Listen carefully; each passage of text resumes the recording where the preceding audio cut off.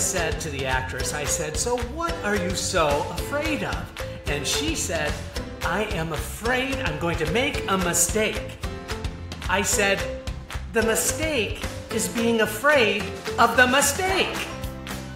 I don't know if she got the message or not. I really don't. Welcome to Casting Actors Cast, insights for actors on acting in the business of show. Casting director Jeffrey Dreisbach takes you behind the scenes and reveals secrets to a successful acting career. You can find out more on the web at castingactorscast.com. Please enjoy, like, and share Casting Actors Cast. Now, here's your host, Jeffrey Dreisbach. Well, hello and welcome to this episode of Casting Actors Cast, the podcast for actors from a casting director. Hello, my name is Jeffrey Dreisbach. How are you? I'm a casting director with McCorkle Casting in New York, and it's so cool that you're here and joining us today. If you're just joining us, welcome aboard. It's been so much fun.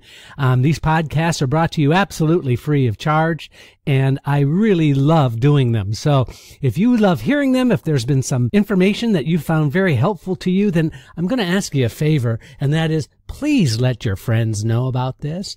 I'm trying to get as many listeners as I can just because I think the more the merrier.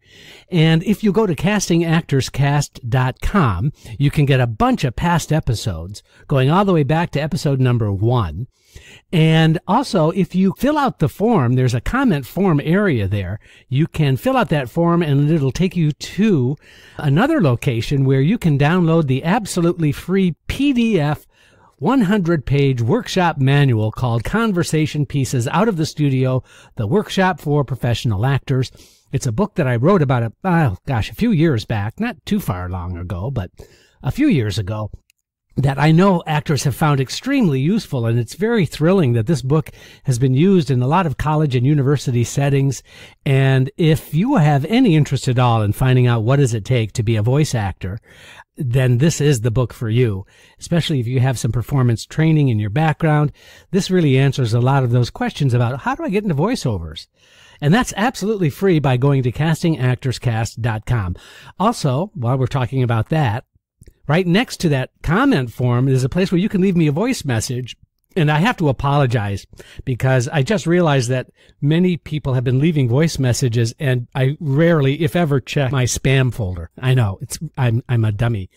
It's like so stupid. And so many people have left voice messages, and I do my very, very best to get back to folks who leave me a voice message, and I have not done that because I simply didn't know that you'd left me a voice message. So for those of you, there are many, many people who left me voice messages. I'm terribly sorry. I'm going to try to write back to you and let you know, and I apologize for that. I fixed the issue, but you can leave me a live voice message. I'd love to get to the point where I could literally take your question on the air. If you leave me a voice message, then I can put it on the air and then answer the question. I think that might be a lot of fun. All right, that's a long-winded way of saying welcome to Casting Actors Cast. Today's episode is called Question Everything, and I mean question everything. And I'm going to explain all about that in just a moment. So it's at this point in the podcast that I usually say this is that time in the podcast where I talk to you about, and you know what? I just want to kind of share a question that I have. Today's episode is called Question Everything. And I've been toying with the idea of taking these podcasts and actually streaming them, or me doing the podcast and putting it on YouTube. There's kind of a lot involved, and I'm excited because I love the idea of that. But I'm just wondering if you wouldn't mind thinking about that for a moment, if you're a regular listener or even if you're a new listener. Do you think it might be useful? Would it be helpful to you if there were a podcast channel of me talking about the very same subjects we've been talking about? I'm happy to do it. I just wondered if there's an outreach, or there's an idea that would be better served by doing it on video rather than just me talking behind the microphone. Or I guess the other thing I could do is I'm thinking that maybe I could just shoot a video of me doing the podcast. Does that have any value? Would you please let me know by either sending me an email at castingactorscast@gmail.com or castingactorscast.com and fill out a comment form. I would love to hear that. And as I grow, and certainly the audience has been growing, and I'm thrilled to have over 10,000 listeners now, and I think that that's more than exciting. But I'm just kind of wanting to continue to evolve and help as many people as I can. And if that would be of any help to you or to maybe some of your friends, thank you. Today's podcast is Question Everything. You know, I love the acronym of FEAR, F-E-A-R. The acronym really is False Evidence Appearing Real. And I think that that's a really great statement for today's podcast, because we question everything. Sometimes we question everything, and when we hear the answer, we're not satisfied, which only prompts us to ask another question. And I know actors are doing this all the time. And based on the past couple of weeks that I've had with not only classes, but with actors and in auditions, I did a day and a half of EPAs this week, Equity Principle Auditions this week, where I saw many of the same actors that I've seen many, many times over, because in our office at McCorkle Casting, everyone contributes to all the projects usually. And the EPAs are sort of my jurisdiction. So I'm kind of the gatekeeper, and I love doing the EPAs, as I've said in many podcasts before. But that's prompted a lot of questions, both from me, but also from the actors that I've been seeing, not only at the EPAs, like I said, but also in some of the classes. And I thought I would use this particular podcast today to talk about some of those questions. But keep in mind the acronym FEAR, False Evidence Appearing Real. So here's the first question for the podcast, is one that I actually asked just a few moments ago about whether I should turn this podcast into a YouTube video. The reason I'm asking that question is not because I'm fearful, although I guess I have a little bit of fear of failure. I'm wondering, if I do a YouTube video, am I just setting myself up for kind of the scrutiny that I'm not interested in hearing? Because, you know, we're all sensitive folks, and I only want to get this message out. I don't have sponsors. I'm not actively seeking sponsors, but eventually, if this grows, it would be really great to see how it evolves. But that's a question that I would love to have some answers to, and I guess there is a little bit of fear in that. But here are a couple of questions that I've gotten this week, and I really want to be frank with you in terms of the answers. And one question that I've gotten: what do we, meaning what do us casting directors, really say when you leave the room? So let's just set up the scenario where you've been auditioning, you've come into audition, you've done an audition, and then you leave, and you'll never know what the conversation is. What is that conversation that takes place? Well, obviously it's a conversation about whether or not you're right for the role. You might be surprised to find out that we oftentimes will get the question of, are you a good team player? Are you somebody who works and plays well with others? In other words, what's your reputation? Do you get along with other castmates? Have there been any issues in the past?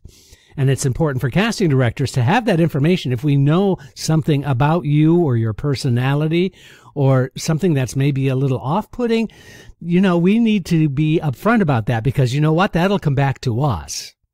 If you get cast in a show that we've brought you in for, and you've auditioned and you've gotten cast, and then something goes awry, and we get a call from that director or for that artistic director or from that producer saying, did you know that this person had a kind of a personality problem? We don't really want that to happen. We have to fully vet the talent that we bring in. But what do we really say when you leave the room? Those are the two biggest questions. I tell you, quite honestly, the biggest thing that is said after you leave the room is nothing. Believe me, I'm serious. Nothing is said. Usually, we're making notes. We write down our schedule, the audition schedule that we have in front of us. We'll take a few notes about whether or not this was fitting the bill, that your audition was appropriate to the kind of thing that we're looking for, and then we just move on. So many times, not a word, you might be surprised, not a word is spoken until the end of that day, when everybody in the creative team who's involved in the casting of the project will get together and go over the day's auditions and go over those notes that each of those folks in the casting process, the producer, the director, the casting director, and we'll compare notes. And so sometimes there's not like a word that is spoken. Believe me, I know it sounds kind of weird, but not every actor who comes in an audition gets a full 3 or 4 minute discussion. It doesn't happen that way. Sometimes the actor comes in and just nails it, in which case a producer or the director would say, that was exactly right. That was really good. That's what I was looking for. That's great. And then a few more questions might happen as a result, but that's basically it. So when you leave the room, really, honestly, there's a little fear. There's a little false evidence appearing real. You think we're talking about you in negative terms, or you think we're talking about the minutia of what you auditioned with. And the answer is that is not the case. Usually nothing is said, or usually there's just a few sidebar types of comments that this is along the lines of what's being looked for, or this wasn't really right. And that has nothing to do with you or your talent. It has everything to do with the vision of the project that the producer and or the director is looking for. Here's another question. Actors have asked me this week. What do I do if I have a bad audition? Let's just say it's going really badly. The audition, whether it's a film or television project or whether it's a theater project, it just didn't go well at all. Either you just weren't focused, you weren't concentrating, you didn't get enough sleep, you just were distracted, something happened in the room that was off-putting, something took place that made you just feel terrible about your own work. And guess what? That happens. But what can you do, if anything, to rectify it? So this is another example where false evidence appearing real. Are you really, really sure that something happened that warrants you taking some kind of action to rectify the situation? Now, if you're really sure that an apology is really necessary for you to say to that producer, director, or casting director, I just want to let you know I had a distracted, difficult time of it. I hope you don't hold that against me, and I really appreciate the opportunity that you let me come in any case, and I apologize if I didn't sort of seem as connected as I know I can be. Wow, that's a tough one, right? Does that really help you? That's the question. Because if you have an expectation that an apology might get you another audition, I think that that's a mistake. I think that an audition is simply a moment in time. And I think that there is this part of us that say, just give me a do-over and I know I could do better. And that's not going to necessarily happen. And now you've made a statement or a point about you having a bad audition. So I'm not sure that it's a good idea to try and take some kind of action to rectify a bad moment in time. Now, I know that there are exceptions to this, but I'd love to hear your feedback about that. What would you do if it just went so horribly wrong? Would you feel compelled to have to do something? Or would you just leave it alone? Move on, hope that the next audition goes better. If you're represented by an agent, maybe this is something you can share with your agent. Maybe this is something you can share with a fellow actor to sort of get some feedback on. But really go and tread very, very carefully about whether you want to extend yourself further should an audition go bad. Here's another one of those question everything questions that I got. And I had a personal experience this week. And the question first, and then I'll explain what happened. Should you audition for the same casting director in an EPA, even though that casting director may have seen you quite a few times in the past? Does that make sense? If you don't know what an EPA is, I'm happy to explain it to you. Equity Principal Auditions. So many regional theaters use New York actors, so they'll come to New York. And equity requires that the theater have an equity principal audition to give those actors, equity members, opportunities to perform for that particular project or for that particular theater. So it is a requirement that the theater have these equity principal auditions for anybody in equity who wants to audition for that theater. And so oftentimes it's 1 or 2 days of auditions. And if there's a hired casting director, like in this case this week, we were hired by the theater and we facilitated the auditions, and we saw all of the actors in over a 2-day period that signed up and showed up and auditioned. They had 2 minutes. They could do a monologue or a song or a monologue and song, whatever they wanted to do in their 2-minute period of time. Here was the situation that happened. There's actually, in these EPAs, there's a monitor that's there and line up the equity members, and they go, maybe 10 or 12 at a time. They come in one at a time and do their 2-minute audition. So they have these slots, actors sign up, and the equity monitor sort of facilitates the stage managing of getting the actors in and out of the audition. The next group of people were coming into audition, and the equity monitor says, are you going to be here tomorrow? Meaning, are you going to be here for the second day of auditions? And I said, well, I don't think so. If I am here, I'll only be here for half a day. Why?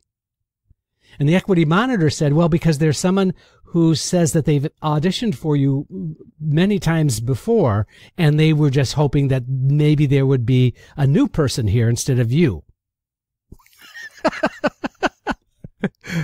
So I was like, you mean somebody doesn't want to say hello and audition for me? Because I've seen them too many times. So the idea is, if there's another person from the office who's going to be auditioning, that they would rather take their time and audition for that new person because they've already auditioned for me many, many times. Now, of course, I immediately wanted to know who this was. Who was that?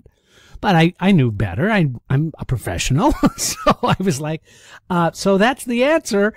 And it turns out that I did go back the next day for half a day. And then the second half of the day was our assistant in the office named Nathan, who finished off the second half of the day. And it turns out that this actress came in and said something along the lines, and I'm paraphrasing here, well, thank God, I've auditioned for Jeffrey so many times. I just needed to see if there was somebody else who could see my audition. So, you know what? I was kind of really weirded out about it, to be honest with you. At first, I thought, my goodness, you should know that a casting director is pretty much primarily focused on whatever they're hired to do at that time. And if we're doing an entire season of a regional theater, I am not one of those computer-brained people who remembers the last 5,000 actors I've seen over the past 20 EPAs that I've done. And so it just strikes me as kind of odd because I'm very myopic. I'm always focused only on the situation. On the other hand, I can understand the actor thinking, you know what? Jeffrey's never brought me in. Why don't I just see if there's another opportunity to audition for somebody other than him? So it was kind of hard not to personalize it, but on the other hand, I understood it completely. So should you audition for the same casting director at an equity principal audition? I don't have an answer. I don't. You decide. But I can tell you from where I sit, developing a relationship with a casting director can happen in many, many different ways. And even if I see the same actor time after time after time, that may mean that I don't think that you're particularly right for the project that we're working on.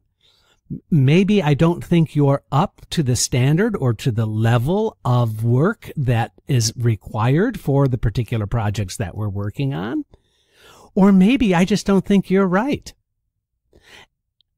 On the other hand, if you're a good performer and you're a talented person, then I see you and continue on a regular basis. Mightn't that be a way to develop a relationship? I don't know. I keep asking the same questions. Oh, that's the name of the episode, isn't it? Question everything. Well, there's an example. The last question that I got from a class this week from a really talented young actor said, how do you find your brand? People are using the word brand all the time now. And it's sort of, to me, it's kind of generic for replacing the word type with the word brand. In other words, brand sort of implies that it's something that you can be in control of. You are your brand. And how do you fit your brand into the marketplace so that you can find opportunities and get work and audition and book jobs? How do you find your brand is really a great question. And I'm only going to answer the question with another question. What do you think are your most sellable qualities based on what's going on in the industry? If you're interested in a film or television career, what are the last 3 films Or what are the last 3 television shows that perhaps are shooting either in New York or Los Angeles or wherever you are, if there is some shooting being done of some projects? What are those projects, and why would you be a good fit for those projects? It's either because of your acting style, it's because of your presence, it's because of your energy, it's because you have a sense of humor, or very mysterious, or very, you fill in the blank. So it's really not a matter of type. The truth is your uniqueness is what's going to get you the job, not your sameness. So what unique qualities do you have that you think might be of value to those projects that are currently taking place? That's how you find out. And then finally, ask 5 friends, people that know you, what would be the 3 adjectives they would use to describe you. Take those 3 adjectives and really make that the cornerstone of your marketing plan and how you're going to brand yourself in your pictures and resumes, in your correspondence, even down to the font you use when you type your name on your resume. That's how you find your brand. Wow, the time always goes very, very quickly, and I get kind of intense about some of these things. I hope it's been helpful to you. Thank you very much for indulging me a little bit today. And if you have any questions, please go to Casting Actors Cast. Thank you so much. Make it a great day for yourself, right? Do something good for yourself. What 3 things are you doing to help your career today? I'm Jeffrey Dreisbach. This is Casting Actors Cast.